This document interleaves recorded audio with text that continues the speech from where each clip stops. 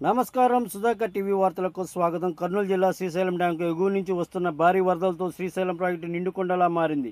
దీంతో అధికారులు అన్ని గేట్లు తీసి నీటిని వదిలారు. ఇప్పటికే దిగువ ప్రాంతాల ప్రజలు అప్రమత్తంగా ఉండాలని అధికారులు హెచ్చరికలు చేశారు. శ్రీశైలం డ్యాము నీటి మట్టం 4-5 రోజుల్లోనే భారీగా పెరిగింది. కృష్ణానదికి వరద కారణంగా శ్రీశైలం ప్రాజెక్టు జలకలను సంతరించుకుంది. కృష్ణానదికి తోడు దాని ఉపనది తుంగభద్ర నుంచి కూడా వరద వస్తుండటంతో